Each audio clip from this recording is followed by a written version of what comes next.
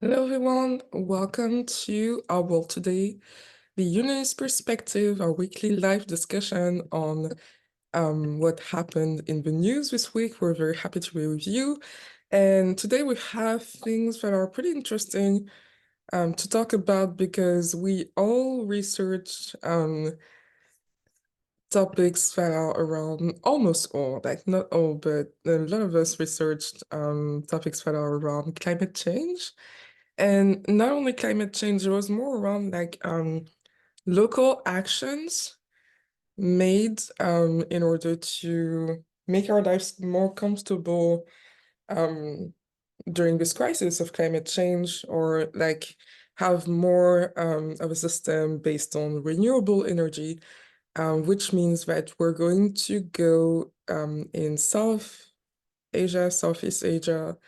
We're going to have a local project in India that we're going to talk about, and we're also going to talk about a project in Sierra Leone.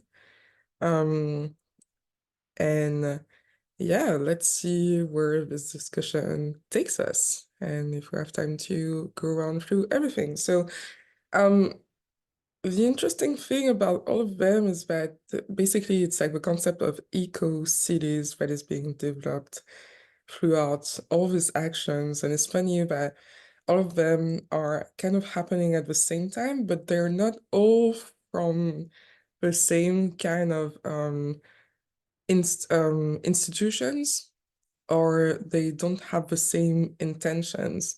And so I'm really curious to begin with that very specific project that the actor Idris Elba, is this how you pronounce his name?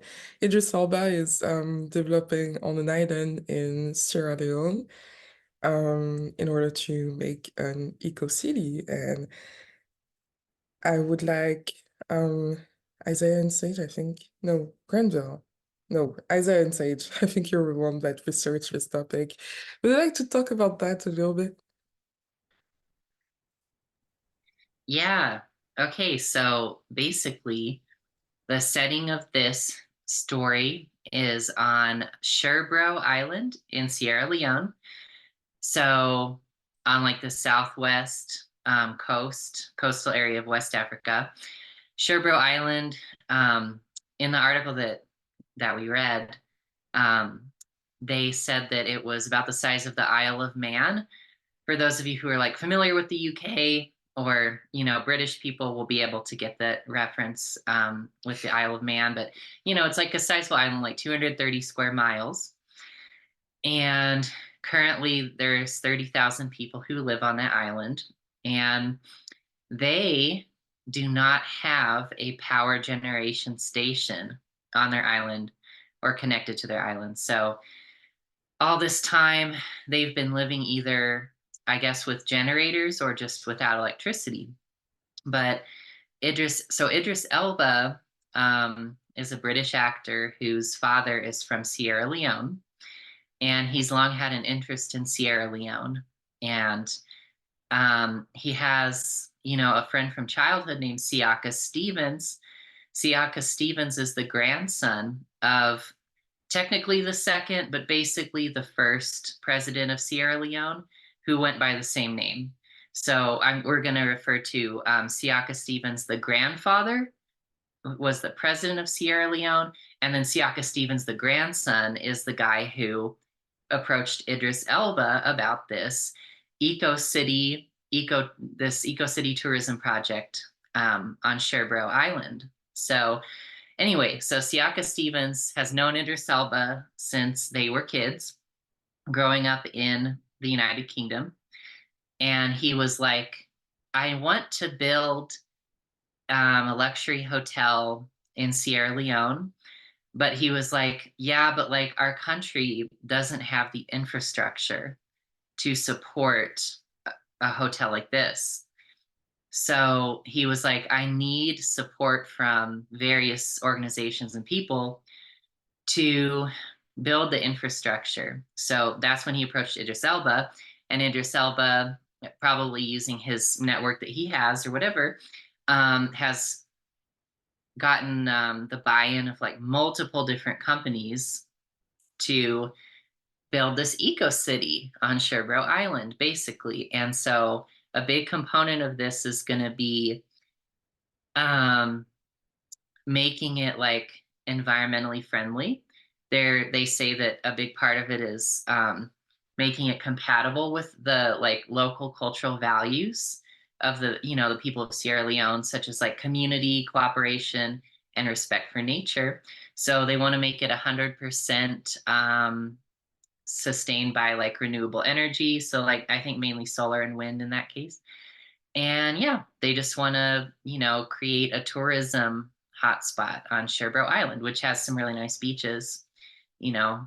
So while still making it like um, a nice a nice place to live, and also, keeping the environment intact. So I just thought that was a really cool story, and yeah, just wanted to hear what you guys felt about that, what insights you have about what's happening with it. And I also do want to note from what I read, so Siaka Stevens, the grandson, is in a way making a different impact on Sierra Leone than his grandfather, because his grandfather, I don't know like the full history and all the details, and I'm sure Siaka Stevens, the grandfather, did have do a lot of positive things for Sierra Leone, being the basically the first president of the country. That's a big deal. But he is also known for kind of like basically just pillaging a lot from Sierra Leone, like the state's resources, kind of using it for himself and his like people who were close to him, and just kind of contributing to instability that led to the civil war in Sierra Leone in the 90s. So in a way, I see this as like the younger Siaka Stevens kind of fulfilling his purpose by bringing balance and thrival back to Sierra Leone. So anyway, I didn't want to leave that out because it was a Mhm. cool detail. Yeah, definitely You like know, balancing their karma there, that is really cool that he's yeah, doing that. yeah. Yeah. So mhm. I'm wondering, wondering. It's more like this hotel, like this project hotel. Hopefully, like the whole project is based on having it benefit the people there, as well as benefiting ecotourism. I think like a true um reparation and a true like project that would do good for the whole of the island and even the country and the economy would be something that uplifts the people as well as the benefactors from this project. So I would say it would be nice. In it sounds from the article that the plan is to make the eco city, so the whole island would be like having a plan to have renewable energy in there, and basically it would be like kind of a circular economy. I would say it's kind of how we call it in climate change, where you have like a development that benefits people and then produces positive energy into the planet. And yeah, but it looks like fun. Seems fun to kind of have that, definitely because of, I would say, after Ebola, the country was hit by such a, you know, it was hard, like for them. And I would say it would be nice to have something that can uplift them and restore back their economy in several ways. Like what about like it would be nice to have that ecotourism, but also have them like sell the energy to other people, um, and see how they can manage to grow as a powerful country from it. So I think it would be cool to see what happens. It seems like a cool project, seems positive. and we'll have to see how this develops. And yeah, I'm looking forward to how this pans out. But do you guys have any other like insights and thoughts on this? Um,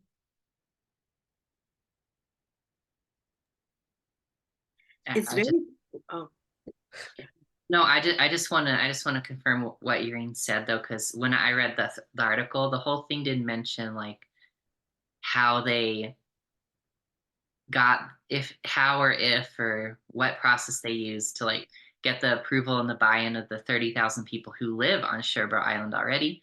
So the article didn't focus on that, but it was a question in my mind. I was like, well, do they buy into this? Like, do they want this for their island? It was a question, but overall, I felt it was a cool idea. So, yeah. yeah, did the article go into like kind of their sustainability project? Like I know we talked about the electricity and how they're going to create like a eco city, but were there other factors that they were going to that they mentioned in the article about like the infrastructure of the luxury hotel and how that helps or anything? Um, they didn't really go into the details of that. They just said that it would be like an eco city, so probably the buildings would be like as sustainable and energy efficient as possible. They just said a Solar lot and of solar wind. and wind energy. Yeah, Yeah. and like the infrastructure to like transmit power, like batteries to store energy. That's Hmm. a big part of solar. Um, although it's really sunny, so it wouldn't need that. But yeah, as much. And what else did he? I'd imagine too. I didn't. This wasn't in the article, but I imagine too they'd have to do something to just ensure that everything wouldn't be impacted negatively by like sea level rise or like um, storms on the coast and stuff there. But yeah, I don't know though. hmm. Mm, Yeah, Yeah. that's interesting. I think we should have dug up on that for sure. I feel like they announced it, which was good because it helps us like talk about it and have some type of like reflection about it. But we don't get to see what is actually ecotourism. I do have a friend that has a degree in ecotourism. It's basically like you have like two sides of it where it's just like the eco living, which is what you mentioned about like having something that is basically it would be something I would imagine that would be close to nature with not things built out of concrete, but more like out of wood, wood and resources that are already on the island and that don't necessarily impact the nature around them, but kind of complements it, like lives through it. And then there's a second part about like it's all about the visits and like the excursions and making sure that through discovering the island, basically you make sure that you respect the environment. So basically, telling you about its history and making you take active steps in order to protect it. So you make a visit, and at the same time of making the visit, like you make sure that you understand um how to like if for example if it's like a mangrove, how to put your feet in certain places or a boat in certain places in order to not like break down the nature around you or things like that.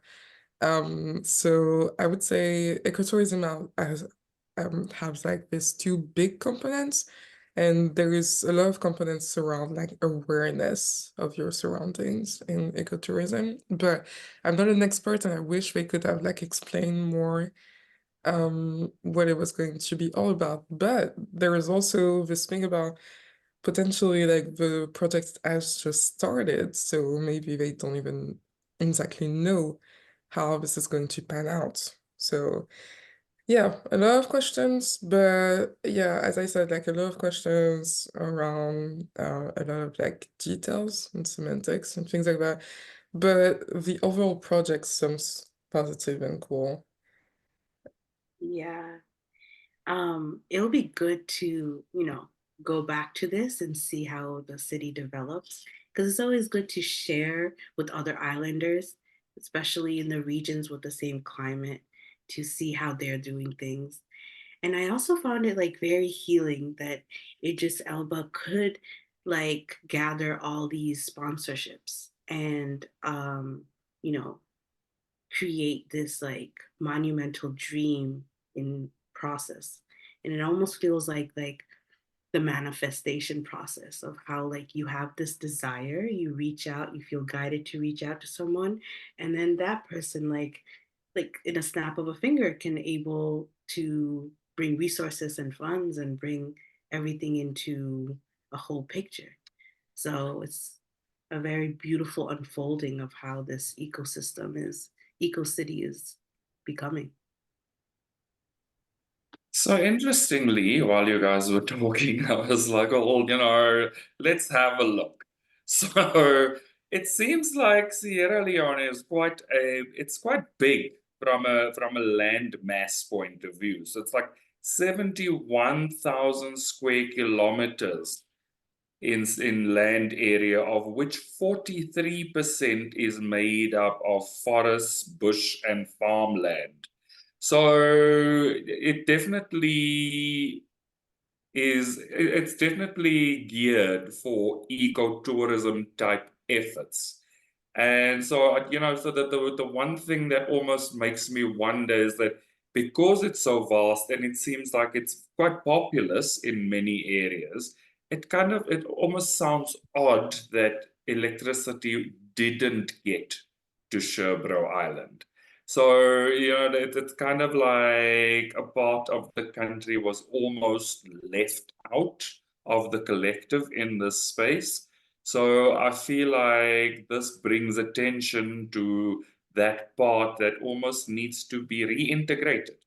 It's literally that complex human being that reintegrates a part of themselves that they may not have incorporated before. So there's definitely a good news story. I'm a little bit keen to understand the backstory in terms of why such a big country didn't get, because it doesn't seem like the island is that far off the mainland.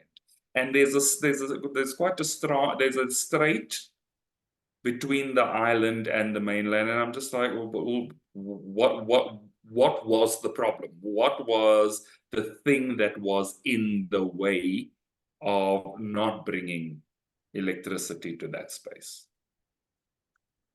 Yeah, well, I think it's a general thing that Sierra Leone is very much in the process of working on. I read that only about 28% of people in Sierra Leone have electricity at all. So, yeah, Sherbro Island would not be like exceptional in that way. But yeah, it's crazy. I think, and it sounds like from doing the reading, it sounds like a big part of the reason for that was, well, there was the corruption and mismanagement in the first 30 years of the country's history. Then there was the Civil War for a good part of the 1990s. And then ever since then, they kind of been like, you know, trying to rebuild, trying to reconstitute the society. Yeah. So, yeah. Yeah, it seemed like from what you were saying about the grandfather, and I don't want to butcher his name because I don't know how it's written or pronounced, but what you hinted at in the history of Sierra Leone feels like, yeah, it was like pretty clear that it wasn't the priority or the intentions of former leaders to kind of bring development and stability everywhere. I think stability is something that we talked about as well when you started describing this thing. Like it feels like a restabilization. And the actual story of the country is only like 25 years old, not even. So yeah, it's I guess it's like about claiming your power and claiming your development in all parts of yourself, which is like interesting. And we'll have to see how this pans out, because for me, it just feels like in terms of like democracy and management, good management of projects and things like that, for all the people. I don't know the exact story, but for all people, it seems like the country is like pretty young in that space. So yeah, it's just like a feeling of yeah, just making steps, towards like growing and seeing yourself grow into your power and into your full self, I would say. That definitely feels like a younger country. Also, like I just read that their population is not even 9 million kind of thing. So they like at 8.900,000. So not as populous. So I think it's more that the geographic spread of their population also probably doesn't allow for as concentrated advancement as could happen. So it's definitely a good news story that they're starting to bring focus into the direction of getting power in place, getting ecotourism in place, because that's going to also facilitate further advancements for the population. So definitely a shift in the right direction. But yeah, a young country that's probably got some karmic debt to pay off. Yeah. I just want to branch out into the next topic, because I feel like there could be some similarities, and I would like to go to India next in order to um, you know, have something, see how we're going to develop their renewable energy there. So this is not exactly the project of an eco-city, but it's like close to one. So India, at the beginning of the year, I think it's surpassed China in terms of um, number of inhabitants. It's like 1.4 billion people now. It's a pretty vast country, but it's also very, very dense in terms of inhabitants as well. And there's been like in terms of like politics, like without going into the details, usually the politics around climate change is something that comes in some type of like cyclical pattern, I would say, where they try to crack down on poverty and also distribution of energy at the same time. We've seen this before last year when we saw that one city was like painting their roofs and walls white in order to absorb the energy and preserve temperature inside. As it was like very like I would say hot, more than warm, like most of the time in the year. And we've seen several things like that in India. We've talked about it since the beginning of social impact.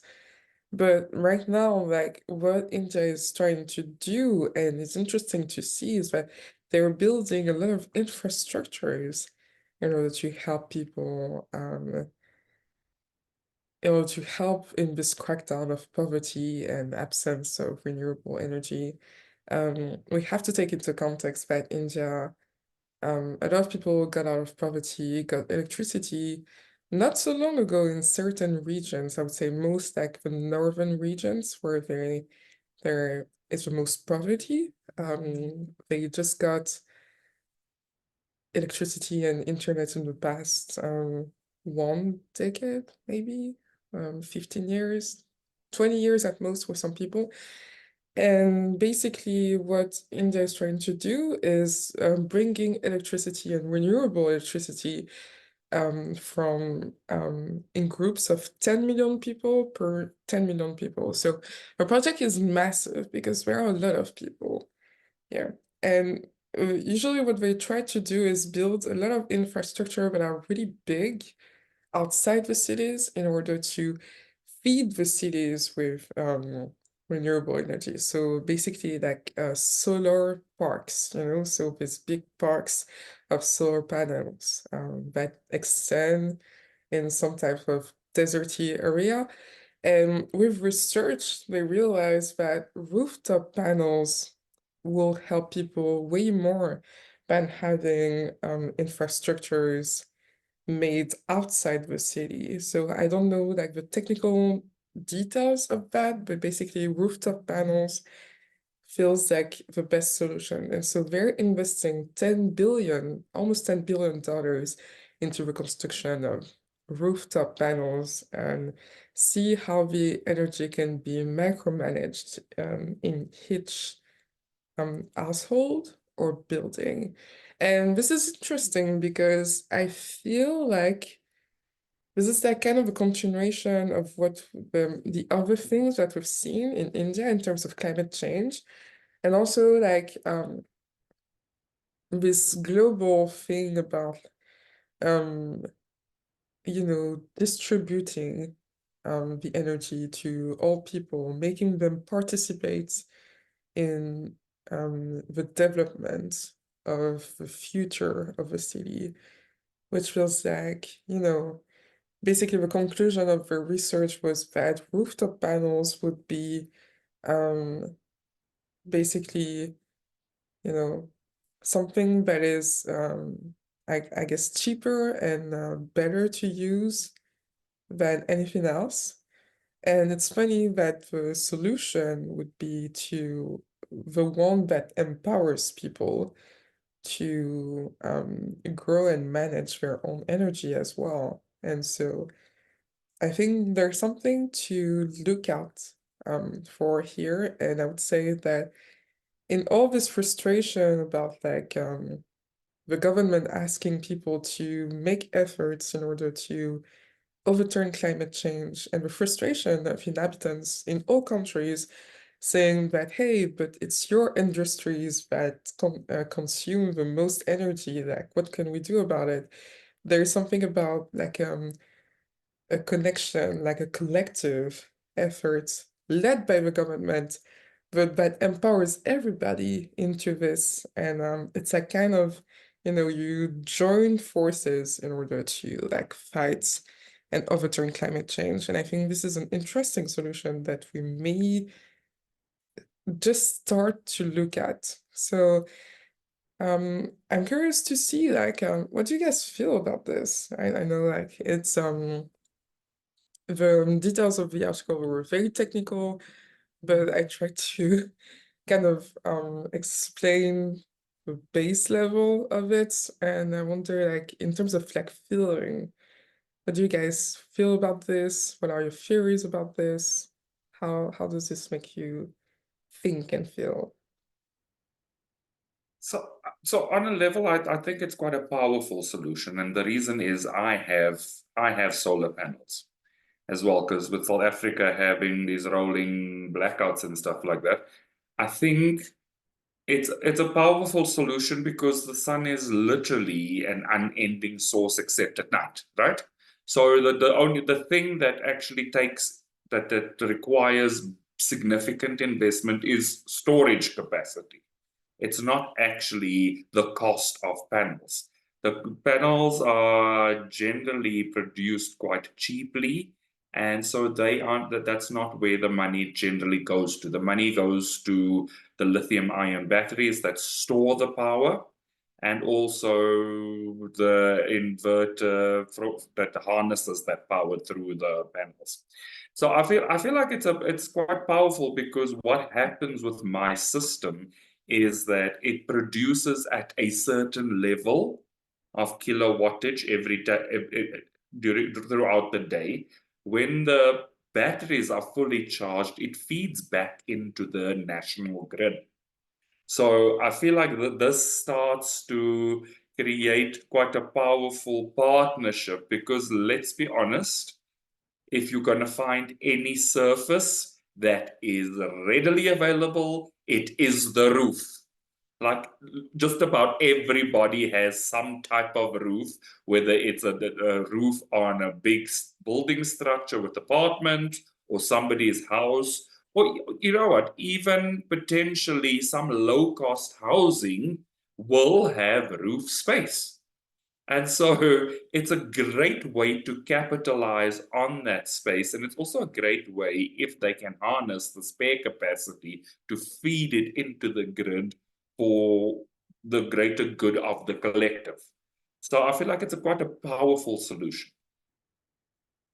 Yeah, I have to agree. Like my parents installed solar panels as well, and I felt like it was so cool that we didn't use quite all of it. Like we used like maybe 40% of it in a big house. Like and the rest is just feeding back into it. I feel like the most difficult thing about it is installing it well and make it function well. It's like the thing that we have not mastered yet, but like the installation and use of it is pretty simple. And I'm wondering why it's like here like there are like literally aids. There were aids throughout COVID, so people could install solar panels. I just feel like it's too bad that it couldn't be extended to buildings so that we could like kind of start to see these eco buildings and eco cities that people dream about with solar panels on the roof and plants and things like that. But I guess in its own time. But yeah, it's definitely it makes me wonder why the solution isn't made earlier, but maybe it's a type of like cost and installation because like 10 billions is quite a bit. It's a lot. Part of it too, as we read in that article, it was that like this was just one example, but some person in India was saying that like they had to, before, if they wanted to get solar panels on their roof, they had to get like 45 different signatures from all these different people who were supposed to like approve it or something. Like the process was not streamlined in India. But now it is. But now it is. Right. So that's why they can do it more easily. Yeah.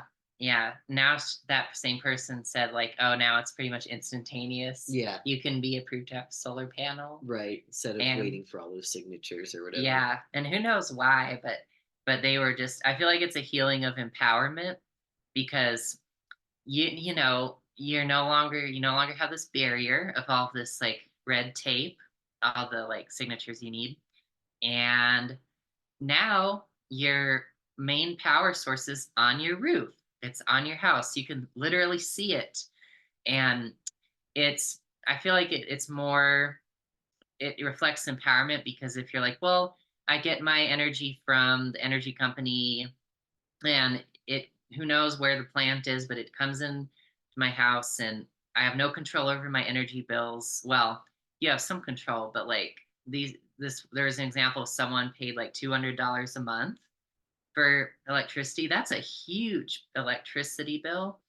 And now with the solar panels, she pays $50 a month, which I'm not sure that would be like she needed more energy, right, from the power company than she could produce with her solar panels. Is that what that means? I guess so. I thought the idea is that like you buy a solar panel, which it cost her like $5,000, but the government has subsidies for that now.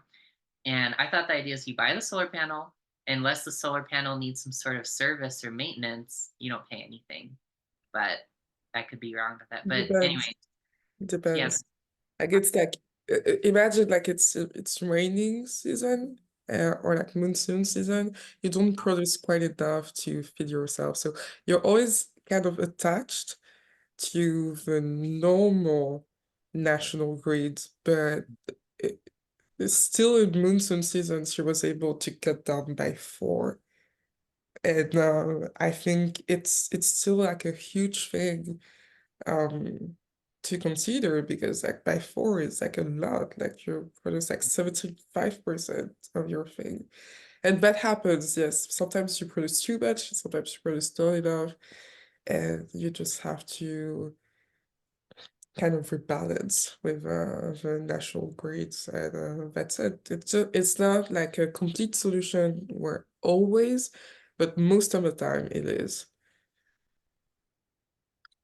Yeah, so for it to become a complete solution, to go completely off the grid, your storage capacity would kind of have to be like four batteries kind of thing. And I think it's 5 kilovolts per battery. So, and that's enough to probably power a 3 to 4 bedroom house permanently. But that would require anything up to 20 to 30 panels on your roof. So, the capacity to produce and store is what's actually going to take you off the grid. Yeah. And so with South Africa, what happens is when spare capacity is fed back into the grid, you get a certain level of rebate. And that is what actually reduces the cost of your consumption. Well, also, it adds to the reduction of your cost of your consumption. Yeah. And also, hopefully, like, it seems, I don't know about you guys, but it seems like all these projects are more about uniting efforts in order to find a global solution. As we see in like companies or even in our community, in our organization, it's more about like joining forces to do a little bit each. Like, for example, it would be like writing a paper, like, and saying like, all right, we're in a company, so someone writes the title to make it like catchy, and someone writes the introduction, and someone is more about the development, and someone is more about the conclusion. And I think in the end, it would seem like from all things that all governments have tried, because we've tried like off-grid and completely independent too, and I feel like COVID has revealed that it cannot be like a full solution. It would be like something that is more uniting, and basically something where everybody works on a little bit of things, and once everything is kind of harmonized, you get a system that is completely foolproof and long-term potentially, because we didn't talk about the long term too. The thing with solar panels is that when it's well used, your consumption bill continues to decrease after a few years, if I remember correctly. So basically, the first year, if you pay 50, you would pay like 44, second year, and then 40. Hopefully, it continues to give to you in a sense. It's yeah, I don't know the full details, but basically that's what I understood about it. Yeah, and it's quite useful for the reason that even though it requires maintenance and it requires upkeep, because also as much as the technological advancements happen, you will find that those batteries require greater maintenance. They have a shelf life of about 5 years, so they do require being replaced. But from a sustainability point of view, the more panel usage and the more storage from panels is employed, the less there's going to be that significant carbon footprint of producing electricity, because not many countries have hydroelectric production, not many countries have wind production. So there's lots of countries that will have wind farms and those kind of things, and they produce, but probably not at the level that solar panels can. So it's kind of, literally 6 of one, half a dozen of the other, and all of them together form a much more sustainable solution. So definitely a call for greater partnership, but also understanding what these things actually enable you to do. Because as you do it, you shift the environment around you as well, because you're no longer relying on power that is produced through the burning of natural gases and coal and all of those other things. So it definitely contributes to sustainable energy, but the shift from what it currently is into solar or wind powered is still to an extent a bit expensive. And you only start to realize true value probably mid second year, in fact, probably mid third year to late third year. But I would say to finish that thought, like repairing a power plant is also expensive.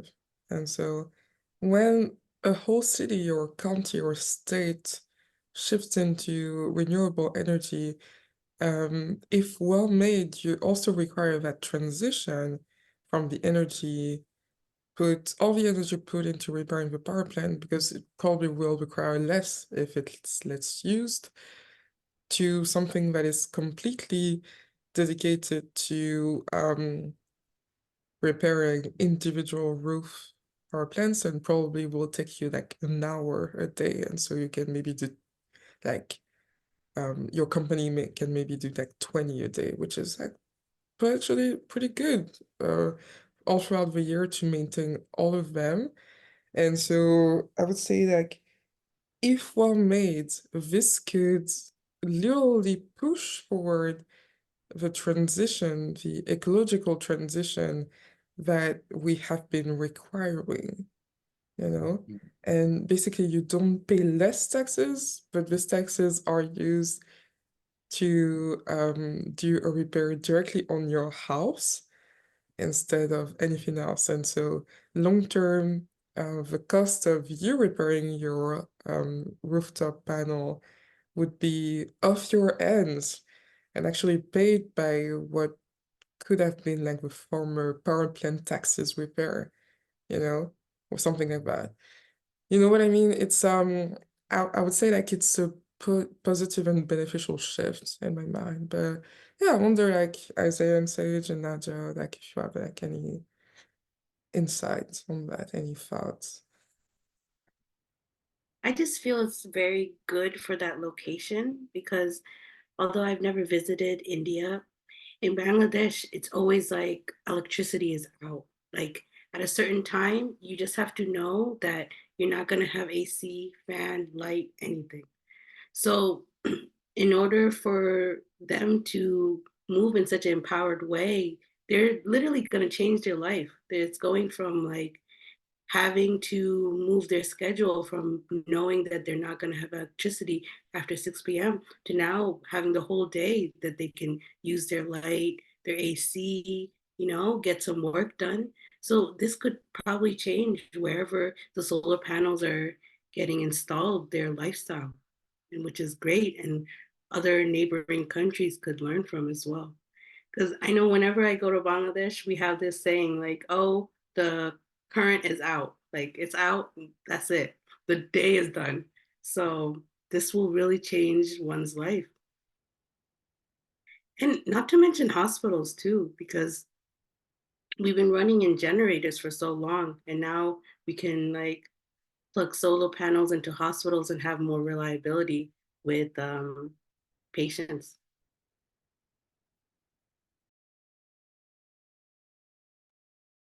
Yeah, that's a really good point, and I feel like it shows how this is about making a loving investment in people.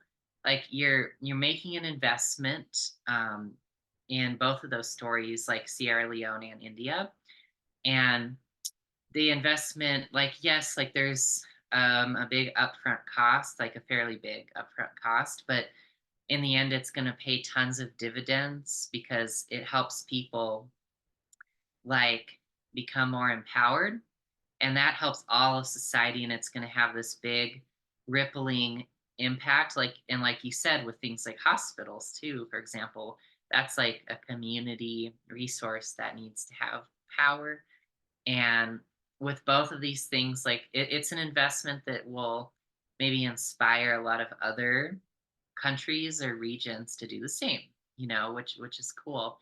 And yeah, and in India, it looks like they're definitely going to save money on this very quickly.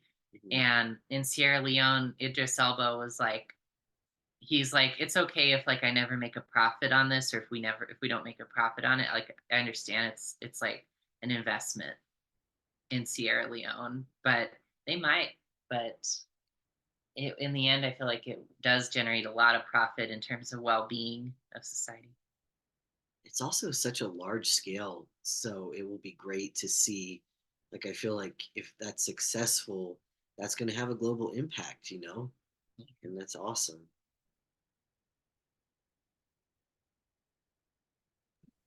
So, that means that we are transitioning into our last topic and seeing how this could impact the world as well, because this is kind of a global problem.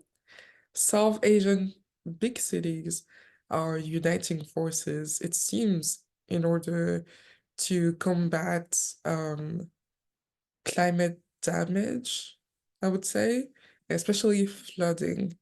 A lot of different parts of the world, even France, have been impacted by flooding this year. But with the monsoon in South Asia, um, it would seem that it's even more of a bigger problem that could cause big cities to literally have to move in the future if they don't have like long-term solutions about it. So I would like maybe Nadia to kind of summarize for us what is going on there and what are the actions planned cross-border in order to fight this. Yeah, recently, Pakistan had lost more than 1,700 in death due to flooding and damages of 15 billion because of the monsoon season. And right before then, they had one of the highest heat strokes, heat levels in 122 years. So in that region, there's been a lot of crazy roller coaster waves, and to recognize how can we build an infrastructure in a way to live sustainably by this crazy weather that's coming, whether it's so extreme hot or there's flooding happening. So this article has been very juicy because it mentions Bangladesh, Pakistan, India, and all the regions, and how they can come together and create a sustainable solution for everyone. And one of the things they mention is to collaborate in good satellite and weather systems so they know what's going on. There's a lot of people that travel through the waters from one city to the next. So if they don't know that a flood is coming, if they don't know that heavy rain is coming, then they're most likely going to have like danger when they're traveling. So getting to know what is happening in like the week span of the crazy weather is very conducive. Excuse me. It's very conducive. Excuse me. Very conducive to what would be sustainable for all of South Asia. And another solution they gave was coastal resilience. I'm surprised to know this, but Bangladesh has been a leader in coastal resilience, and they invested in infrastructure for cyclone shelter and has actually reduced death by 100 times since 1971. So this article is urging other countries to recognize how to collaborate in protecting their natural resources and ecosystems, because Bangladesh has the largest coastal in the world. So they have this huge ecosystem that needs to be protected. And it's also part of India as well. So recognizing how they can make houses that are more like sustainable for floods and cyclones would be like very good for people and for the animals there. Like there's a lot of endangered animals that live in that um, forest and mangrove forest. I don't even know what mangrove is, but the forest area. If they were able to protect that, they could not only protect their regions, but a lot of South Asia. And a part of the article said that even $1 of investment towards sustainable weather innovations uh, is a return investment by $50. So this article is urging very much of what we were speaking about, like bringing harmony and unity within communities and recognizing that it's not just for that particular area when one location gets sustainability, electricity, and protection from extreme weather, but it benefits and continues to benefit for centuries and expand on that benefit.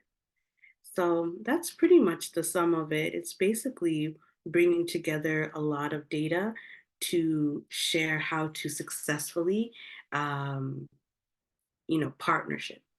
And a lot of the countries, Pakistan, Bangladesh, and India, they might fight about political areas, but this is one reason that they can come together and really like look out for their people and look out for being an example for the rest of the world on sustainability because they have a very rare and unique ecosystem that they need to protect. Yeah. So a few precision there. Actually, mangrove is like trees that grow into seawater. So basically close to a beach, like what could be a beach, like there's like mangrove and like these trees grow planting their roots into the sand and it creates a really rich ecosystem. And I think each tropical region has kind of that version of that somewhere, or archipelagos at least, because like my home island or home islands, because it's an archipelago, has that between islands.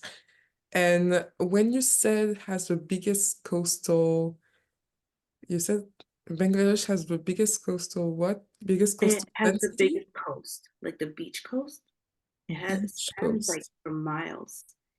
Mm, Uh, you know what I'm talking yeah. about? Like the beach. It has the biggest beach, like Biggest the longest beach. longest beach. Yeah. Yeah. Okay. Okay. Yeah, that makes sense. And I would say there was something else I wanted to say. No, I think it's all for precision. I think it's pretty cool because the data actually shows the data is not pessimistic. And I think it's good that we shift because from the photos that I've seen of the article, it could have been like a catastrophic um apocalyptic kind of article, but actually the data was very grounded and it showed that the actions made were not only to prevent future catastrophes, but they could also literally impact positively financially and humanly a whole like South continent, which is really cool. And I enjoy that. I enjoy that the data can show that you can have a return of investment into something like that. And also, yeah, coastal resilience, precision for any people that is watching us. That is something that is developed. It was mostly developed into areas that had hurricanes.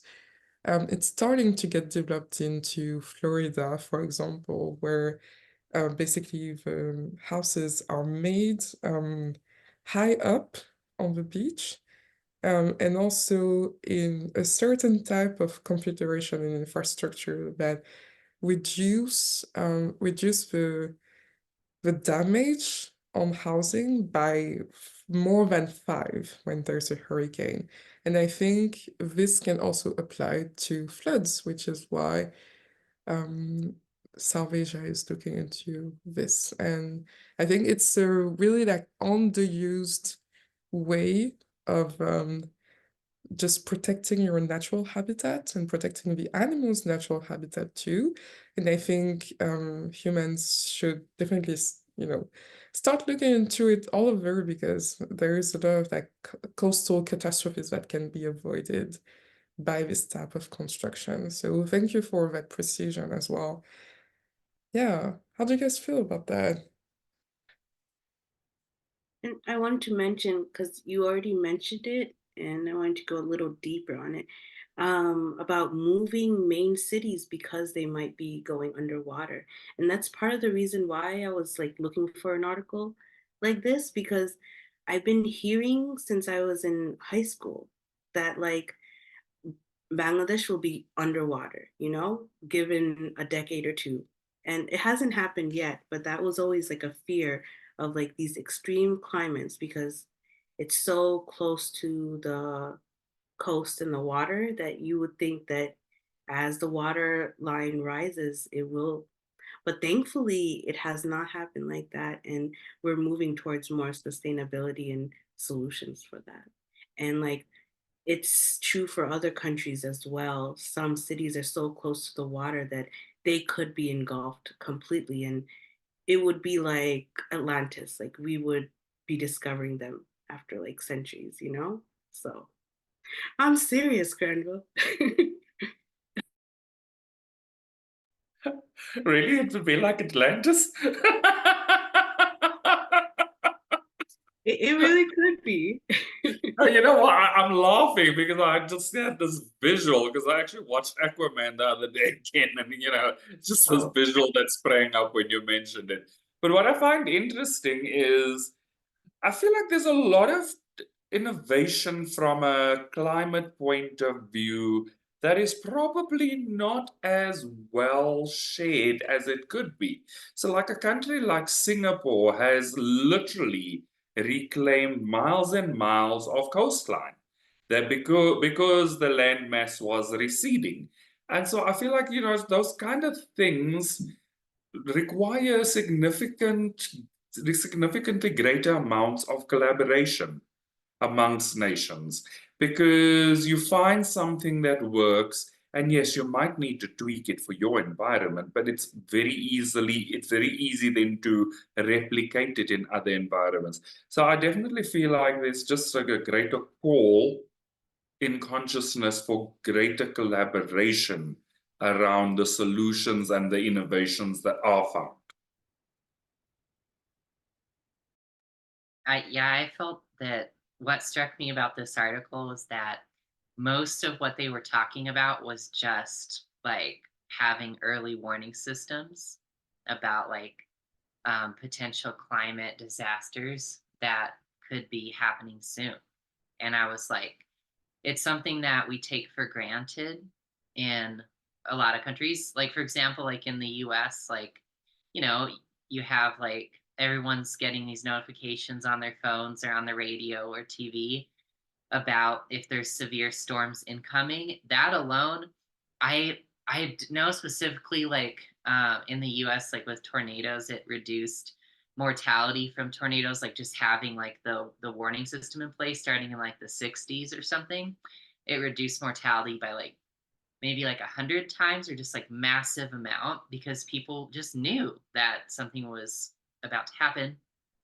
And I'm like, yeah, like in countries like in South Asia where you have like this enormous like monsoon season, my gosh, like just having this ability to know if a major storm is coming or something's happening is going to make a huge impact. And that they're using like crowdsourcing to gather data on different things, like apparently erosion, I don't know, coastal erosion, and using drones to gather data about what's about to happen in terms of the weather is huge. And yeah, just sharing more there. It's so simple and easy, but I think that's why sometimes solutions like um you might overlook them because it's so simple. And yeah, it's cool. Or something as simple as like I thought it was really cool how Bangladesh was a leader in preventing coastal flooding, and just by preserving mangroves, like, and they build things like levees against the water or diverting the water into like channels or whatever. I'm like, yeah, that's great. It's like very simple, but it just takes kind of united effort and recognition that you need to do something. And Yeah. yeah. There's something interesting too to close out on that, but the fact of like starting the project together and crowdfunding, crowdsourcing the project together kind of prevents the lagging behind of the replication of these projects in other countries because you started together. And I think that's so powerful. Instead of losing resources and maybe cost, and maybe that's what refrains people from doing that. It's like, oh my gosh, we're coast, we transition, we don't know how to do that here, or we don't have resources, the budget is not approved. If you start together, there's something very powerful about like, hey, no more excuse, like we're just starting together. It's less costly, it's more powerful. It's you help so many more people. And I think all of our things about climate change tonight, I've talked about one thing, and it's about like the need for unity and harmonizing, and just realizing that doing it alone is very costly. And I think we're all learning that, and how doing it together is just the way to make it more simple. And we haven't explored that to its full extent yet. And hopefully we will continue to see this and discuss the full extent of that harmonization in other discussions. But for now, thank you to everyone who has watched us live and has watched us on YouTube. If you enjoyed this, don't forget to like, subscribe, and share this so we can continue to do that every week. And yeah, for now, see you soon. Have a good day. Bye-bye.